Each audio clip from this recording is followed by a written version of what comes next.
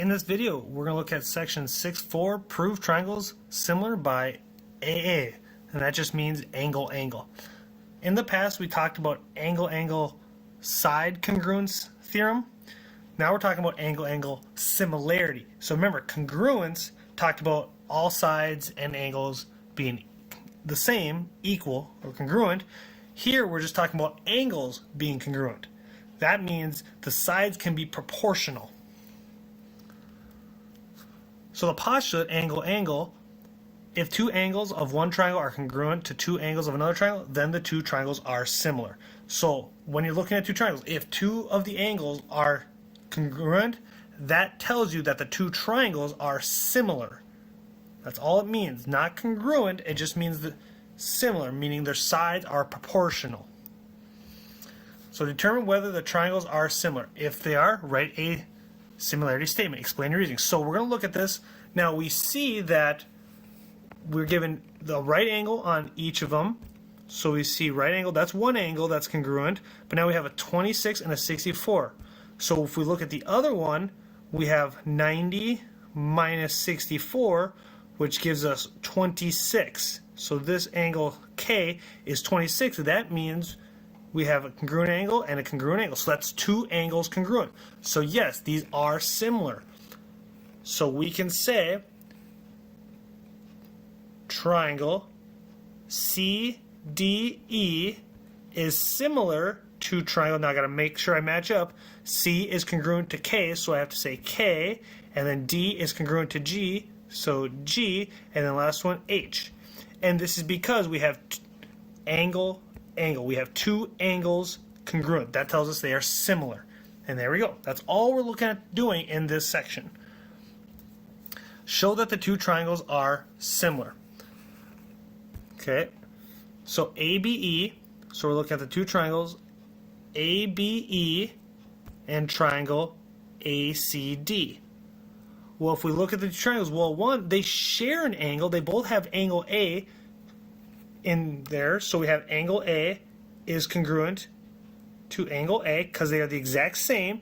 And then they also have 52 and 52. So angle B is congruent to angle C. So that tells us that they are similar. So there you go. That's all it takes. Here, next one, part B. We have vertical angles, so we have angle SVR is congruent to angle TVU. That's one angle. And then the second one, we have parallel lines. Parallel lines is important. That means if we look at, we can say they're alternate interior angles. So angle S is congruent to angle U.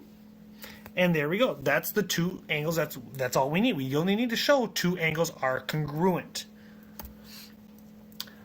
So just some more examples. Show that the triangles are similar. Write a similarity statement.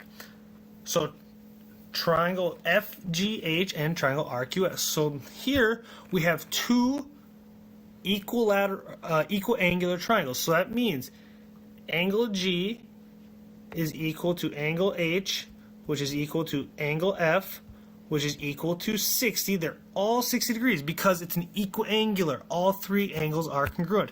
And then RQS, angle R, is equal to angle S, which is equal to angle Q, which is equal to 60, because it's also equiangular. So that, again, that tells us that all three of these are 60. That means angle G, we can just make it a simple statement, angle G is congruent to angle R, and angle S is congruent to angle H. So that means triangle FGH is similar to triangle RQS.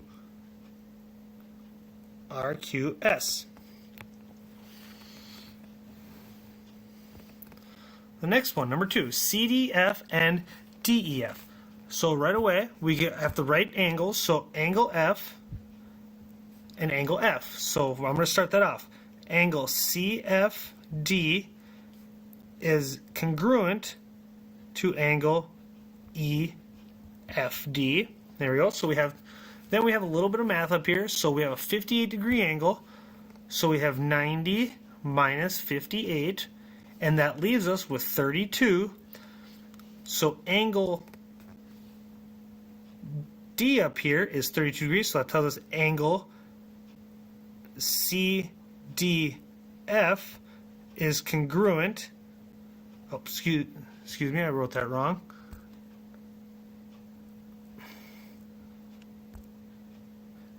Angle DCF, because we're talking about angle here and angle here, is congruent to angle FDE. So once again, we've shown two angles are congruent. So we have triangle CDF is similar to triangle DEF. A flagpole casts a shadow that is 50 feet long. At the same time, a woman is standing nearby who is 5 feet 4 inches tall and casts a shadow that is 40 inches long. How tall is a flagpole to the nearest foot? Okay, so this was a little bit tricky. So if they both are coming down with the same angle, we can draw this. So we have an angle here and a flagpole angle there. So a woman is 5 feet 4 inches, which is 5 1/3. The flagpole is 50 feet long. Or sorry, the shadow is 50 feet long. Sorry about that. And the woman casts a shadow of 40 inches. Now 40 inches divided by 12.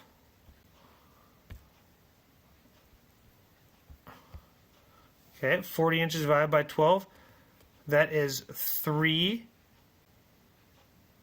That reduces down. Let's do a little math here. Divide each by 4. We get 10 over 3. So that is 3 1/3. There we go. So if 5 1/3 to 3 1/3, and then we have 50 feet, and we're looking for x. So we have a proportion. So we get 5 1/3 over x is equal to 3 1/3 over 50. So now we're just going to do some basic proportion work.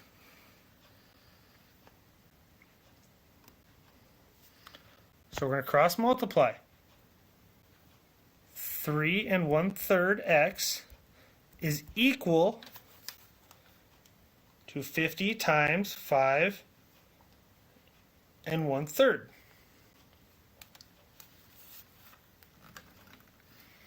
And that gives us 266 2/3. Now I'm just going to divide both sides by 3 1/3. So x is actually probably going to be equal here. I'm going to leave it so equal. So 266 2/3 divided by 3 1/3, and that gives us 80. So how tall is the flagpole to the nearest foot? And this is exactly, so it is exactly 80 feet.